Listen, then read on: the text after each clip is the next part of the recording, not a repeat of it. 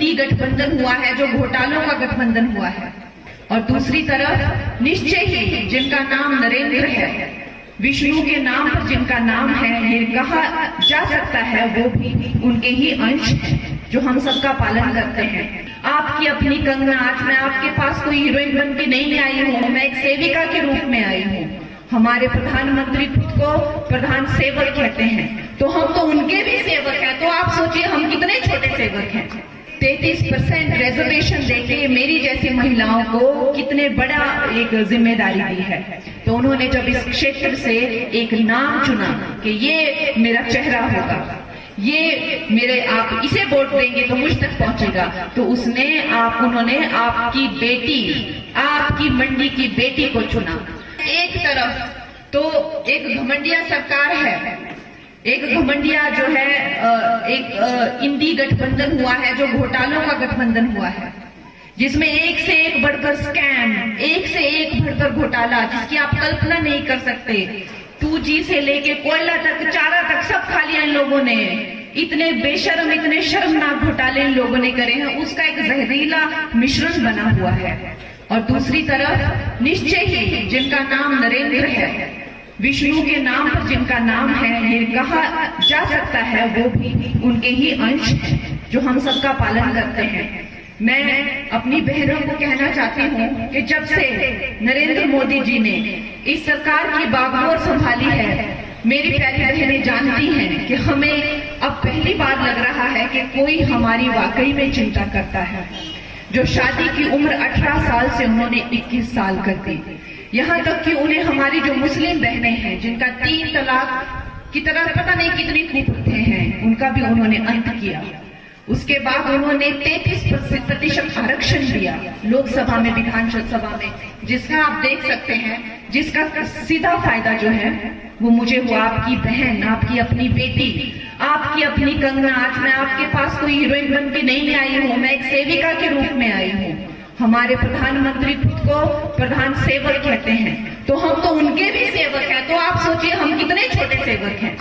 हम सेवक के रूप में आपकी कृपा पाने के लिए आए हुए हैं, ताकि आप हमें सेवा का मौका दें और हमारे भी भाग जागें। तो उन्होंने 33% रिजर्वेशन देके मेरी जैसी महिलाओं को कितने बड़ा एक जिम्मेदारी दी है। उसके साथ में वो गर्भवती महिलाओं की भी चिंता करते हैं कि जब एक गर्भवती महिला अपने संतान को, छोटे से शिशु को घर पे छोड़ के जाएगी तो उसकी क्या मनोदशा होगी, उसकी क्या मानसिकता, उसकी कितनी ज्यादा उसको टेंशन हो जाएगी। कहाँ तो पहले की सरकार 3 महीने तक की पेड लीव देती थी, 12 हफ्ते, 2.5-3 महीने तक की।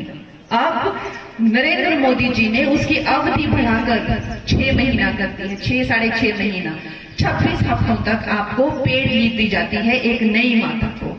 वो इस बात की भी चिंता करती है कि जब एक शिशु, एक माता का दूध पीता है तो उसके पोषक में कितनी कमी आ जाती है, तो उसका कौन ध्यान रखता होगा। माताएं बहनें सबकी सोचती हैं। आज आप यहाँ पे आए हैं, किसी ने आपको कपड़े बना के दिए हैं, खाना बना के दिया है, घर साफ करके, लेकिन उनके बारे में कोई नहीं सोचता। उनके बारे में हमारे प्रधानमंत्री सोचते हैं।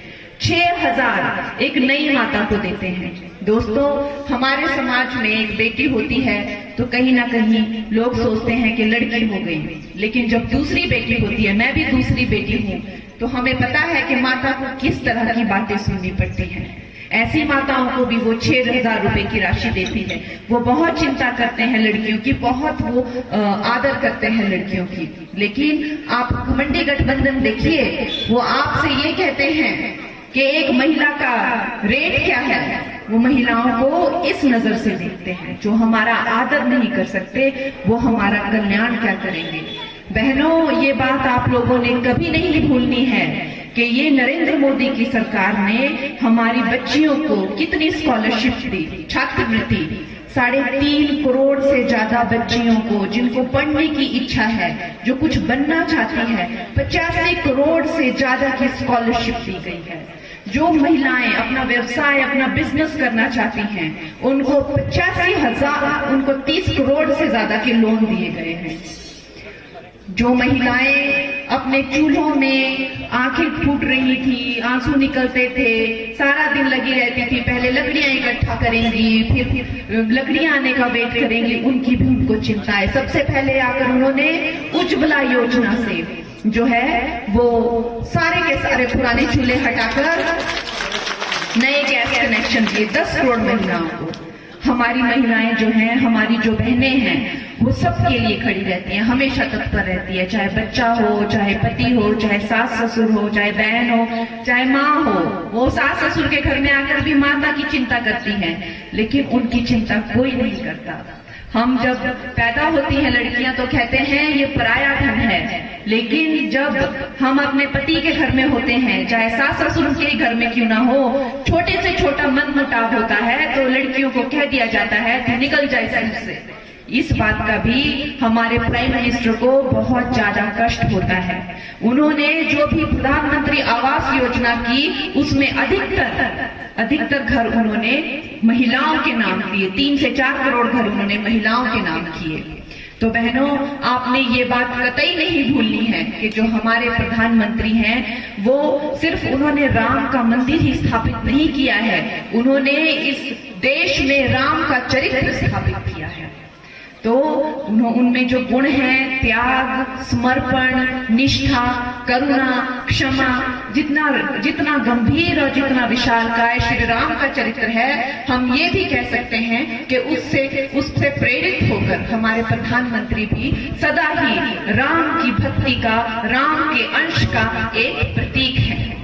तो दोस्तों, ये महान जो हमारे यशस्वी नेता हैं, जिनका जो यश और कीर्ति है, ना कि सिर्फ इस देश में, न जाने कितने देशों में, समस्त विश्व में है।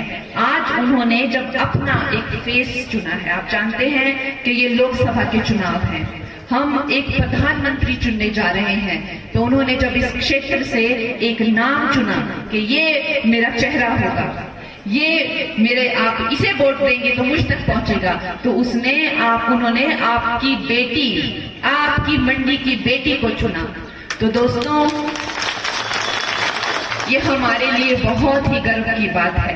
अब हमें, जो उन्होंने यहाँ पे एक फूल खिलाया है, हमें कमल का फूल खिलाना है और उनकी झोली में डालना है, और हमें उनके जो 400 पार का ये जो उनका एक संकल्प है, उसमें हमें अपना भी कमल का फूल डालना है। इंडी गठबंधन हुआ है, जो घोटालों का गठबंधन हुआ है, और दूसरी तरफ निश्चय ही जिनका नाम नरेंद्र है, विष्णु के नाम पर जिनका नाम है, ये कहा जा सकता है वो भी उनके ही अंश है, जो हम सबका पालन करते हैं।